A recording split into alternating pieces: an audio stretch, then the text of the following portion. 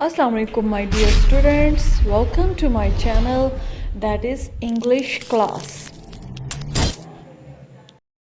Student, हम लाए हैं आपके लिए बहुत ही आसान तरीका इंग्लिश सीखने का और इंग्लिश बोलने का, जिससे आप बहुत ही कम वक्त में बहुत अच्छी इंग्लिश सीख सकते हैं और इंग्लिश बोल सकते हैं। अगर आप चाहते हैं कि आप अपने एग्जाम में A+ ग्रेड लाएं, तो इसके लिए ज़रूरी है कि आप हमारे चैनल को सब्सक्राइब करें और हमारी नेक्स्ट आने वाली वीडियोस को देखें, ताकि आप बहुत कुछ इससे सीख सकें।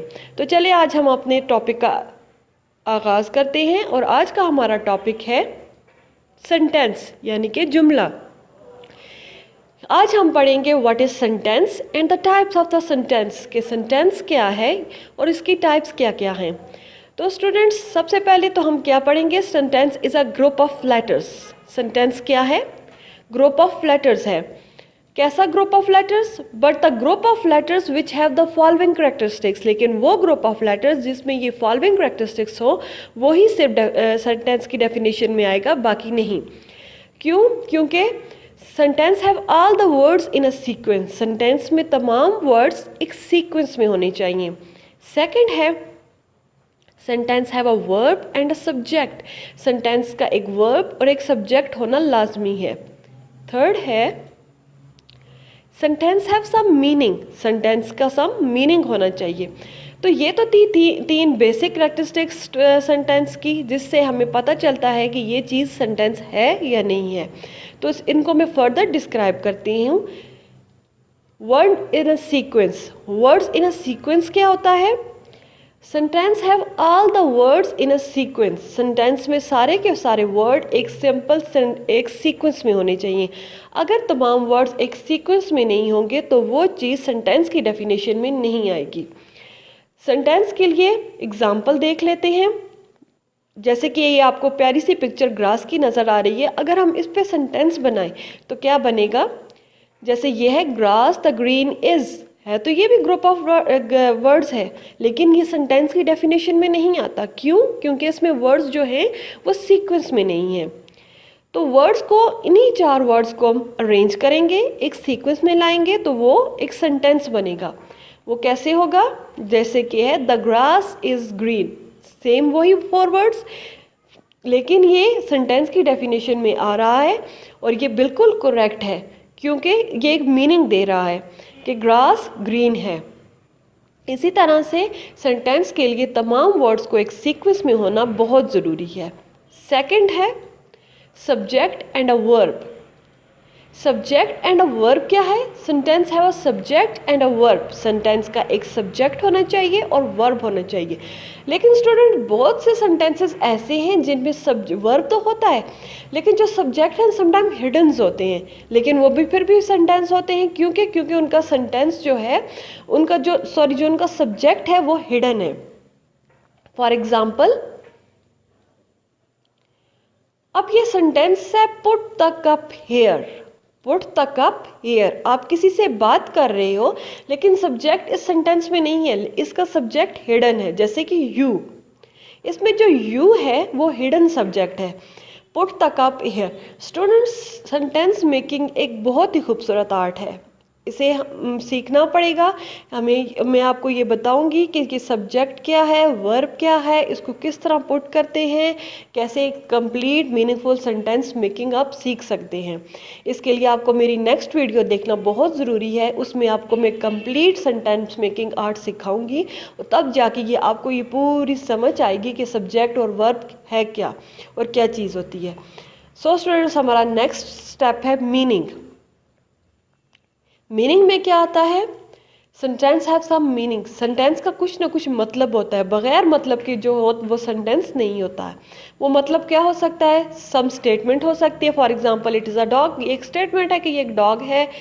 सम क्वेश्चन हो सकता है, where are you going. Some commands हो सकती है, get out from my room. या कोई भी एक्सप्रेशंस हो सकते हैं, कोई भी हैप्पीनेस के एक्सप्रेशन, सॉरोस के एक्सप्रेशंस, कुछ भी एक्सप्रेशंस हो सकते हैं। तो ये जो है, ये 3-4 चीज़ें जो होती हैं वो सेंटेंस को एक कंप्लीट सेंटेंस बनाती हैं। तो हम आगे फर्दर, हमारा नेक्स्ट टॉपिक क्या है? Types of sentences. फर्दर यही हम कहेंगे कि सेंटेंस की कोई ना कोई टाइप्स तो ज़रूर होंगी। टाइप्स ऑफ सेंटेंसेस में क्या आता है, there are 4 main types of sentences. Sentences की 4 मेन टाइप्स होती हैं। वो कौन कौन सी हैं? फर्स्ट पे है डिक्लेरेटिव सेंटेंसेस, सेकंड पे है इंटरोगेटिव सेंटेंसेस, थर्ड पे है इम्पेरेटिव सेंटेंसेस और फोर्थ पे एक्सक्लेमेटरी सेंटेंसेस। ये 4 टाइप्स हैं सेंटेंसेस की। हम वन बाय वन इन चारों को डिस्कस करेंगे। आई होप कि आपको मैं अच्छी तरह से समझा सकूं।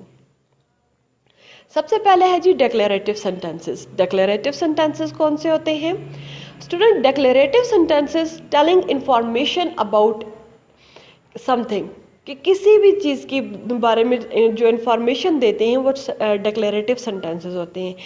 And with a period means end with period और end with a full stop, और वो आखिर में फुल स्टॉप या पीरियड पे एंड होते हैं।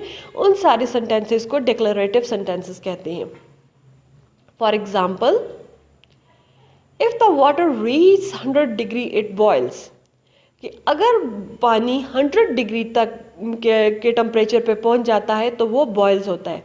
ये एक इंफॉर्मेशन है, इंफॉर्मेटिव सेंटेंस है। आपको एक इंफॉर्मेशन पता चल रही है कि अगर पानी को 100 सेंटीग्रेड पर बॉयल किया जाए, 100 सेंटीग्रेड तक उसको हीटअप किया जाए तो वो बॉयल हो जाता है। उसका बॉइलिंग पॉइंट जो है वाटर का वो क्या है, 100 डिग्री है।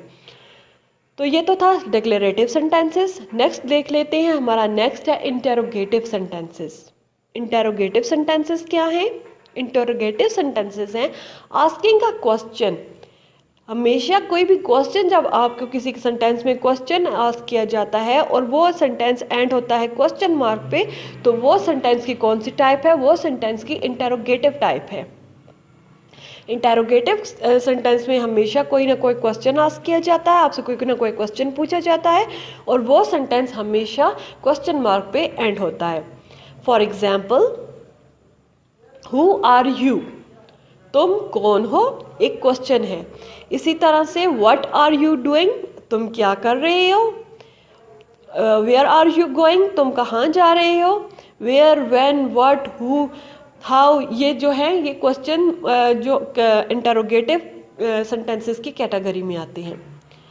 तो हमारा नेक्स्ट जो है वो है इम्पेरेटिव सेंटेंसेस। इम्पेरेटिव सेंटेंसेस क्या होता है student? Imperative sentences are those sentences whose use for the command और फॉर रिक्वेस्ट। जो किसी भी कमांड के लिए या किसी भी रिक्वेस्ट के लिए यूज़ किया जाए वो इम्पेरेटिव सेंटेंसेस होते हैं। इम्पेरेटिव सेंटेंसेस के एग्जांपल्स क्या हैं? एग्जांपल्स देख लेते हैं। Please help me, please help me, please मेरी मदद कीजिए, ये एक रिक्वेस्ट है। तो ये किसकी उस डेफिनेशन में आया? ये इम्पेरेटिव सेंटेंसेस की है। ऐसे ही सेकंड हमारा है get out from my room. Gate out from my room, this is a command कि मेरे कमरे से या मेरे रूम से बाहर निकल जाओ। तो ये एक कमांड है। तो ये कमांड और रिक्वेस्ट, ये सारी चीज़ें इम्पेरेटिव सेंटेंसेस में आती हैं। हमारा थर्ड है एक्सक्लेमेटरी सेंटेंसेस। एक्सक्लेमेटरी सेंटेंसेस क्या होते हैं? Exclamatory sentences shows the strong emotions and a feeling. The sentences who shows the strong emotions and the feelings and end with the sign of exclamation. वो sentences जिसमें कोई भी strong emotion हो, strong feeling हो, वो exclamatory sentences होते हैं। और these sentences are always end with a exclamatory mark या sign of exclamation। वो exclamatory या sign of exclamation जिसे हम कहते हैं उस पे end होता है। For example, example में है that is a huge fish. That is a huge fish means it is a expression of a surprise कि ये कितनी बड़ी फिश है, ये एक्सप्रेशन ऑफ अ सरप्राइज है। तो ये भी एक्सक्लेमेटरी सेंटेंसेस की डेफिनेशन में आएगा। That is a huge fish, ये एक बहुत बड़ी मछली है, ये एक्सक्लेमेटरी सेंटेंसेस में आएगा। ब्यूटीफुल लेक, ये भी एक एक्सप्रेशन है सरप्राइज का, तो ये भी एक्सक्लेमेटरी सेंटेंसेस में आएगा। सो स्टूडेंट्स, ये तो था हमारा topic. I hope you like it. आपने इसे बहुत पसंद किया होगा और बहुत कुछ इससे सीखा होगा। दो स्टूडेंट्स, हमारा नेक्स्ट टॉपिक होगा मेकिंग ऑफ सेंटेंसेस, कि सेंटेंस हम कैसे बना सकते हैं। तो हमारी नेक्स्ट आने वाली वीडियो को ज़रूर देखिएगा। Thanks for watching.